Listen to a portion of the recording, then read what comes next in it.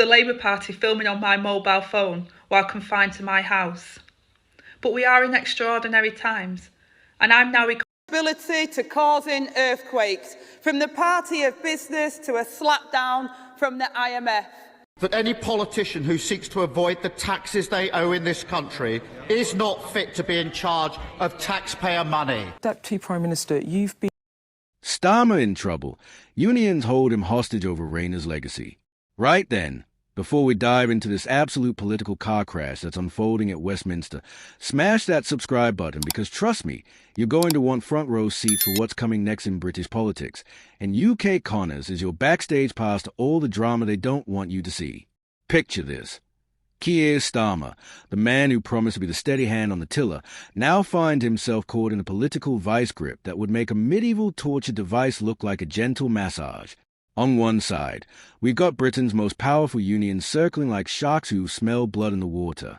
On the other, business leaders wielding checkbooks and threatening economic doom. And right in the middle of this almighty mess, a workers' rights bill that become the political equivalent of a live grenade with a pin already pulled. Angela Rayner's dramatic exit from government hasn't just left a vacancy at the top table. It's created a power vacuum that's sucking in every political opportunist, union boss, and business magnate within a 50-mile radius of Downing Street. The Deputy Prime Minister who once stood as Labour's firewall against criticism from the left has vanished, leaving Starmer more exposed than a tourist in Blackpool wearing nothing but swimming trunks in January. But here's where it gets absolutely fascinating, and if you're not already subscribed, you're missing out on the kind of political analysis that cuts through the Westminster bubble nonsense. The unions aren't just unhappy about Rayner's departure, they are positively seething. And they've made it crystal clear that any attempt to water down what they're calling the biggest uplift in workers' rights in a generation will be met with a kind of resistance that would make the suffragettes proud. Paul Novak, the Trade Union Congress General Secretary, has essentially declared war on any potential compromises, stating with a kind of steel-backed determination that would make Margaret Thatcher nervous, "We'll be in the room at every step, ensuring that the law achieves its goal of granting workers greater rights." That's not a polite suggestion. That's a political ultimatum delivered with all the subtlety of a sledgehammer to the kneecaps. The timing couldn't be more brutal for Starmer. Just as he's trying to position Labour as a party of economic growth, demonstrating to business leaders that they can trust a Labour government not to strangle enterprise with red tape, his own union paymasters are essentially holding him hostage over legislation that businesses claim will cost them £5 billion annually. £5 billion. That's not pocket change. That's the kind of money that makes chief executives break out in cold sweats and start drafting angry letters to the Times. UK hospitality, representing an industry already battered by everything from Brexit to COVID to the cost of living crisis, is mobilizing like it's D-Day, sending letters to every new minister demanding reforms to what they see as job-killing legislation. They are particularly exercised about measures that would make it harder to dismiss underperforming employees and automatic rights for workers to request regular hours from day one. For business owners already struggling with labor shortages and economic uncertainty, this feels like being asked to perform surgery with oven mitts on. Kate Nichols, UK Hospitality's chairman, has thrown down her own gauntlet, declaring that now is the time to pause and examine these measures and ensure the bill doesn't result in any expense to jobs or businesses. The Federation of Small Businesses and the British Retail Consortium are joining this corporate chorus, pressing for amendments that were approved by the Lords earlier this year to soften the legislation's impact. But here's a delicious irony that makes British politics so endlessly entertaining, and why you absolutely need to subscribe to UK Connors for more of these insights that mainstream media won't give you. The very moment businesses think they've got their golden opportunity to reshape this legislation, with Rayner gone and pro-business voices like Pat McFadden elevated in the recent reshuffle, the unions have responded by essentially declaring political jihad on any attempts at compromise. Rayner's allies have made it abundantly clear that her departure doesn't mean her political influence has evaporated like morning mist. In her resignation letter, she spoke of being deeply proud of legislation that would bring about the biggest uplift in workers' rights in a generation. That's not the language of someone planning to fade quietly into the political background. That's the rhetoric of someone preparing for a comeback that could make Napoleon's return from Elba look like a gentle stroll through the park. Sources close to the situation are already predicting that Angela Rayner won't be gone for long, and will return with a vengeance that would make Shakespeare's most dramatic revenge plots look tame by comparison. The unions, sensing this potential return and recognizing that Starmer has lost his most trusted lieutenant for managing the party's left wing, are now expected to support a deputy leadership candidate even more aligned with their hardline positions. The political chess match playing out here is absolutely fascinating. Starmer's weekend reshuffle, which saw him promote pro-growth ministers and bring in figures like Steve Reed, who's already adopting the mantra "Build, Baby, Bill for housing development," signals his clear intention to position Labour as a party of economic dynamism. But every move toward the centre ground economically risks triggering a backlash from the very unions that helped put him in Downing Street. Reed's appointment as housing secretary and his mediator of builders and developers to discuss planning reform sends an unmistakable signal to the business community. This is a government that wants to be seen as serious about growth, serious about getting Britain building again, serious about creating the conditions for economic expansion. But how do you square that circle with union demand for what businesses see as growth-strangling employment legislation? The reshuffle itself tells a story that political observers will be wise to decode carefully. Pat McFadden's elevation, Darren Jones moving from being Rachel Reeves's deputy to a pro-growth position at number 10, even the appointment of Imogen Walker, wife of Starmer's chief of staff Morgan McSweeney, as a government whip. These aren't random moves. They are calculated signals about the direction this government wants to travel. And here's where you need to smash that subscribe button again, because UK Connors is the only channel giving you this level of political analysis. Government insiders speaking to the Financial Times have suggested that the workers' rights legislation will probably be weakened now that its main supporter has left government. One source claimed there were figures in number 10 actively trying to kill key elements of the bill by making concessions to business interests. But that's precisely where Starmer's calculation might be catastrophically wrong. The unions aren't some spent political force that can be managed with gentle persuasion and the occasional concession. These are organizations that have weathered decades of conservative hostility, that rebuilt their strength during the Blair years despite New Labour's sometimes cool relationship with organized labor, that see this moment as their best opportunity in a generation to fundamentally shift the balance of power in British workplaces. Justin Matters, the employment rights minister who was instrumental in getting the legislation through Parliament before being shuffled out, took to social media with barely concealed fury, warning that it would be really foolish for the government to roll back on key manifesto commitments that are well liked by the public. That's not diplomatic language. That a politician calling out his own leadership's potential betrayal of campaign promises. The broader implications here extend far beyond a single piece of legislation. This is fundamentally about what kind of Labour Party Keir Starmer leads and what kind of country Britain becomes under his leadership. Are we looking at a return to the Blair model, where Labour success was built on reassuring business leaders while managing union expectations? Or is this the moment when Labour finally delivers a kind of transformative change that its core supporters have been demanding for decades?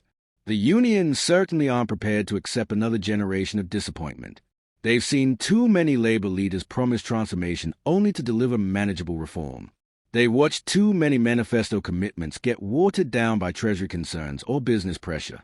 This time, with Labour enjoying a massive parliamentary majority and Conservatives in complete disarray, they believe the stars have aligned for genuine change. What makes this situation particularly volatile is a personal element. Angela Rayner wasn't just another minister to the trade union movement. She was one of their own, a former care worker who rose through the ranks of Unison before entering Parliament. She represented authentic working-class representation in a Labour leadership often accused of being too metropolitan, too professional, too disconnected from the experiences of ordinary workers. Her departure over tax affairs investigated by the Telegraph adds another layer of complexity. The unions see this as their champion being brought down by a hostile media establishment that would never apply the same scrutiny to Conservative politicians' financial arrangements. There's a sense of injustice, of unfairness, that's motivating their current hardline stance. The business community, meanwhile, is calculating that this moment of political weakness might be their best opportunity to secure changes they've been demanding since the legislation was first proposed. They are not necessarily wrong. Governments under pressure often make concessions they later regret, and Starmer's administration is certainly feeling the heat from multiple directions, but they may be fundamentally miscalculating the political dynamics at play. The unions didn't spend years rebuilding their influence within the Labour Party just to watch their key policy priorities get sacrificed on the altar of business confidence. They have leverage, they have organization, and they have a membership that's already suspicious of Starmer's centrist instincts. The £5 billion price tag that businesses cite for implementing these workers' rights might sound enormous, but it needs to be put in context. That's the cost of giving millions of British workers basic protections that are already standard across much of Europe. That's the price of ensuring that people can't be dismissed without fair process, that they have some predictability in their working hours, that employment offers genuine security rather than constant anxiety. For the unions, this isn't just about policy details. It's about fundamental dignity at work. It's about whether Britain continues to be a country where employment is precarious, where workers have minimal rights, where the balance of power in workplaces tilts overwhelmingly toward employers. These are the battles they've been fighting for decades, and they are not about to surrender now. The political calculation for Starmer is brutal in its simplicity. Accommodate business concerns and risk a full-scale war with the unions that could paralyze his government and split his party. Stand firm with the unions and face accusations of being anti-business, of prioritizing ideology over economic growth, of returning to the failed policies of the 1970s. There's no easy path through this minefield. Every step risks triggering an explosion that could damage his leadership irreparably. But that's what makes British politics so endlessly fascinating, and why you need to subscribe to UK Connors to get the analysis that cuts through the Westminster spin. What's particularly intriguing is how this crisis reveals the underlying tensions within the Labour coalition. On paper, unions and business should be natural allies under a Labour government, both committed to economic success, both opposed to conservative policies that have damaged British prosperity. In practice, their visions of what economic success looks like are often fundamentally incompatible. Businesses want flexibility, low regulatory burdens, the ability to hire and fire according to market conditions. Unions want security, strong worker protections, a labor market that prioritizes human dignity over pure efficiency. These aren't differences that can be easily resolved through compromise. They represent fundamentally different philosophies about how the economy should work and whom it should serve. The international context adds another layer of pressure. Britain is competing in a global economy where other countries have made different choices about the balance between worker protections and business flexibility. Some of our European neighbors have strong employment rights alongside economic success. Some of our global competitors have achieved growth through minimal labor protections. Which model Britain chooses to follow will shape our economic future for decades. The unions are well aware that this might be their last, best opportunity for transformative change. The Conservative Party, despite its current troubles, will eventually recover and return to power. When that happens, any worker protections implemented now will immediately come under attack. The window for securing lasting change might be narrower than it appears. That urgency is driving their uncompromising stance. They are not interested in gradual progress or incremental reform. They want comprehensive change implemented quickly before the political winds shift again. It's a high-stakes gamble, but one they feel compelled to take. Starmer's response to this crisis will define his entire leadership. Does he have the political courage to face down business pressure and deliver for the unions that helped elect him? Or will he prioritize economic stability and business confidence over transformative change? The decision will echo through British politics for years to come. The irony is that both sides in this dispute claim to want the same thing, a prosperous, successful Britain where working people can thrive. Their disagreement is about the path to that destination. Businesses argue that flexibility and growth create opportunity for everyone. Unions insist that security and protection are prerequisites for genuine prosperity. Who's right? History will judge, but the immediate political reality is that Keir Starmer must choose. The unions have made their position clear, compromise on workers' rights and face the consequences. Business leaders have been equally direct, ignore economic realities and watch investment flee to more business-friendly jurisdictions. This is British politics at its most raw and compelling. Real power, real consequences, real choices that will affect millions of lives. No wonder the unions are circling like sharks. No wonder businesses are mobilizing their most persuasive advocates. No wonder Starmer looks like a man caught between immovable objects. The resolution of this crisis won't just determine the fate of one piece of legislation. It will establish the template for how this Labour government operates, whose interests it prioritizes, what kind of country it's trying to build. The stakes couldn't be higher, the pressure couldn't be more intense, and the outcome couldn't be more uncertain. What we're witnessing is British democracy in action, messy and complicated and utterly fascinating. The unions holding Starmer hostage over Angela Rayner's legacy isn't just a political crisis. It's a window into the fundamental tensions that shape our entire economic and social system. And that's precisely why you need to subscribe to UK Connors and hit that notification bell, because this story is far from over. The unions aren't backing down, businesses aren't giving up, and Starmer's caught in the middle of a political storm that's only going to intensify. Don't miss a single development in this absolutely gripping political drama that's reshaping the future of British politics right before our eyes.